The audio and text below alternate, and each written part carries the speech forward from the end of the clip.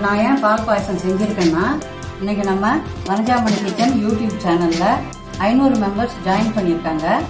அந்த சந்தோஷத்தை கொண்டாடுறதுக்காக இன்னைக்கு நான் பால் பாயசம் பண்ணியிருக்கேன். நம்ம சேனல்ல சேர்ந்த 500 மெம்பர்ஸுக்கும் நன்றி. நம்ம சேனல்ல இருக்கிற எல்லா வீடியோவும் பாருங்க, லைக் பண்ணுங்க, கமெண்ட் பண்ணுங்க, ஷேர் பண்ணுங்க. தேங்க்யூ.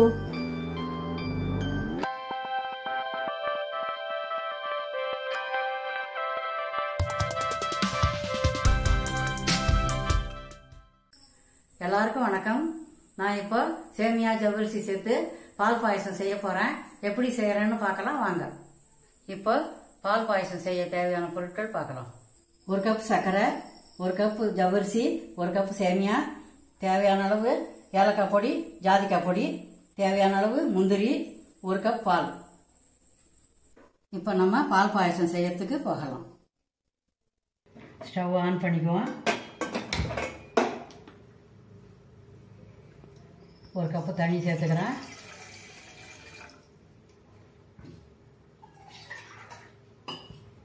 நான் ஒரு 1/2 கப்பு தண்ணி சேர்த்துக்கிறேன். இப்போ ஜவ்வரிசி வறுத்து வச்சிருக்கேன், இதை ஊற வச்சுக்கணும். தண்ணி சேர்த்து ஒரு 5 நிமிஷம் ஊறணும், அப்போ தான் சீக்கிரம் வேகும்.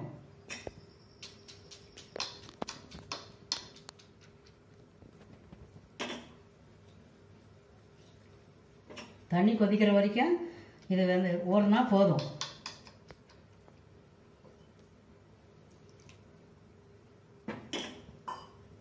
தண்ணி கொதிக்கட்டும்.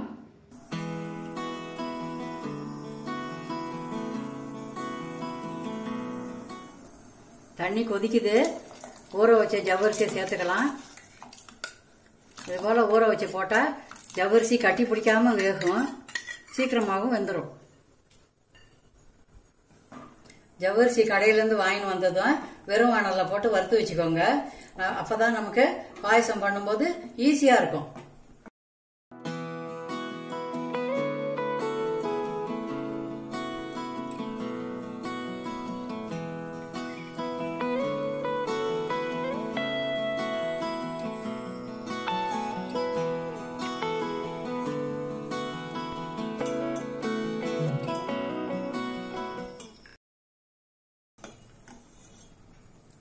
ஜவ்வரிசி வெந்தது பார்க்கறதுக்கு கண்ணாடி பதம் வரணும்.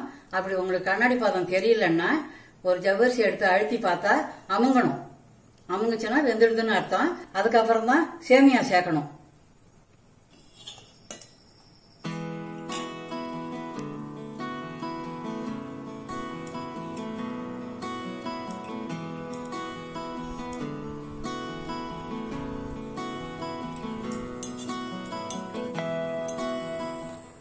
ஜவ்வரிசி இப்போ 3/4 பதம் வெந்திருக்குது.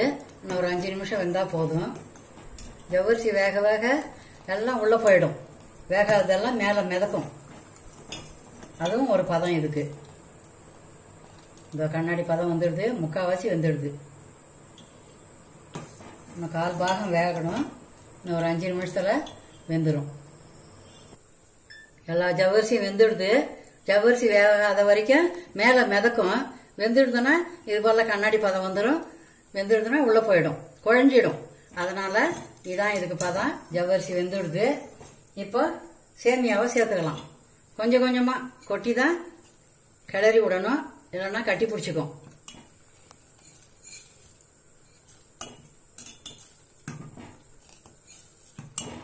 இப்போ அடுப்பை சிம்மில் வச்சுக்கணும். கொஞ்சம் கொஞ்சமா கட்டி பிடிக்காம கிண்டி விடணும்.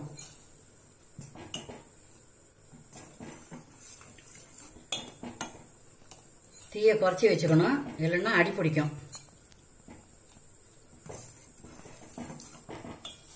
கிளறிக்கினே இருக்கணும்.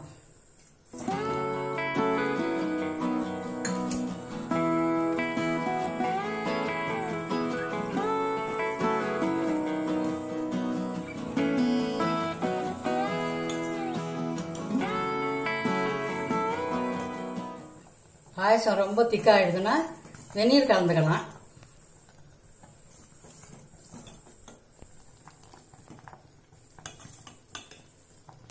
ஒரு 2 நிமிஷம் வேகட்டும். ஜவ்வரிசி வெந்தா கீழே போயிடும், சேமியா வெந்தா மேலே வந்துடும். அதுவும் இதுக்கு ஒரு பதம். இப்போ சேமியா மேலே வெந்துடுதுன்னு அர்த்தம். இப்போ சர்க்கரை சேர்த்துக்கலாம். நான் 1 கப்பு சர்க்கரை சேர்த்துக்கிறேன். உங்களுக்கு ஸ்வீட்டு அதிகமாக வேணும்னா இன்னும் கொஞ்சம் அதிகம் சேர்த்துக்கலாம்.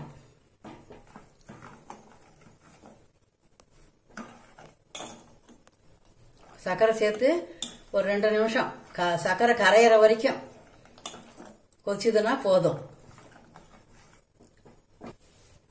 ஏலக்காய் பொடியும் ஜாதிக்காய் பொடியும் சேர்த்துக்கிறேன். நான் எப்போ ஸ்வீட் செய்தாலும் ஜாதிக்காய் பொடி சேர்த்து தான் செய்வேன். டேஸ்டாக இருக்கும், வாசனையாக இருக்கும்.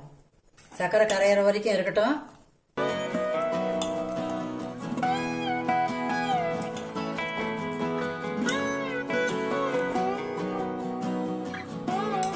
சர்க்கரை கரைஞ்சிருக்கும்.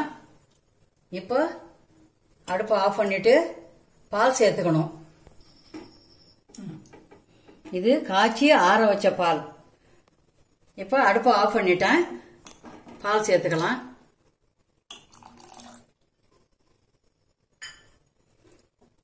பாலுக்கு அளவு கிடையாது, நம்ம விருப்பப்படி அதிகமாகவும் சேர்த்துக்கலாம், குறைச்சியும் சேர்த்துக்கலாம். 1 ஸ்பூன் நெய் போட்டிருக்கேன். முந்திரி பருப்பை பொன்னிறமா வறுத்து எடுக்க போறேன். இப்போ முந்திரி சேர்த்துக்கிறேன்.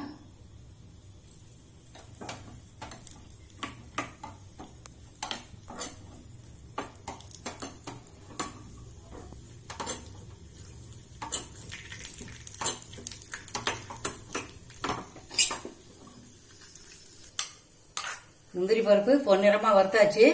இப்போ பாயசத்துல சேர்த்துக்கிறேன்.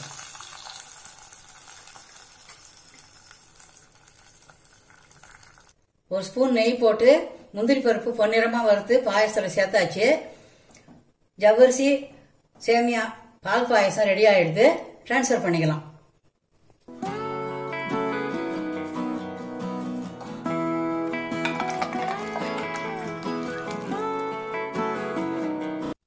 சுவையான சேமியா ஜவ்வரிசி பால் பாயசம் ரெடி ஆயிடுது. இந்த வீடியோ உங்களுக்கு பிடிச்சிருந்தா லைக் பண்ணுங்க, கமெண்ட் பண்ணுங்க, ஷேர் பண்ணுங்க. தேங்க்யூ.